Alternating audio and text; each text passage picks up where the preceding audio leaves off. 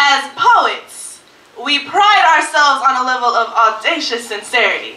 We are transcribers of the human condition, taking it upon ourselves to sing these stories from the mountaintops you call stages. Up here, we are ironclad, untouchable, and we have the power to say so much without really saying anything.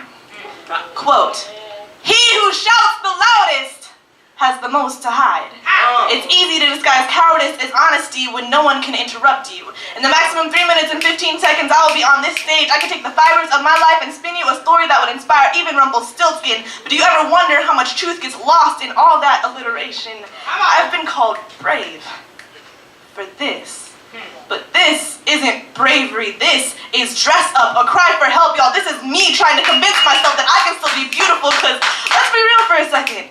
You know it as well as I do, a pen doesn't actually cry, I do. My notebooks don't speak my truths, they trap them there, but I learned a long time ago that the only difference between fact and fiction is how many people believe it, so we cower behind the so-called courageousness of this stage, hoping that one day we will find enough validation in our words to merit the validation we so desperately crave. But somewhere along the way, I seem to have forgotten that the point isn't the point is the poetry, and flowery words are just another thing to watch die, y'all. It is time I do the bite marks in my tongue some justice, so here you go.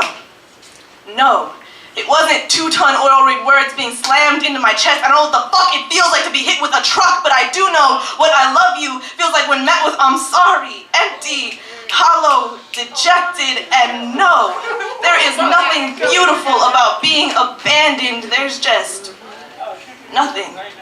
No altar to be jilted at, no platform to be left standing on. There is me and the inability to convince myself that I'm not the problem this time. There are no torn rainbows or wingless butterflies. I am not a stained glass window. He was not a sonic boom. I didn't shatter in technicolor and refract the lights from the ends of every tunnel. I never got a chance to reach y'all when I break. There is nothing beautiful about it.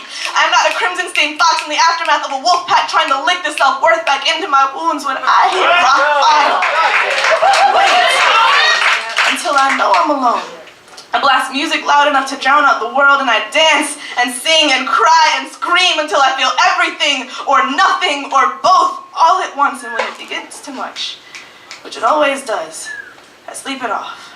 Now there's nothing poetic about an empty bottle of Vicodin, but be damned if I don't try to make that shit sound charming. I shouldn't have to sugarcoat this just so I can feel better about being broken. I don't want to have to feel better about being broken. I just want to feel better, period, y'all. I don't do this shit for you. I write because there are times I feel like this stage is the only time you think I'm worth listening to, because I trust a mic more than my best friend's ears, because I like the sound of my voice so much better than the silence of you. Trying to figure out what I wanted to hear instead of just saying what you meant in the first place, because hugs from strangers somehow feel more genuine. All these snaps, claps, hoots, and hollers are the only thing holding me together, y'all. I write because I'm falling apart. Because for the other 525,596 that was good. I appreciate you. That was good.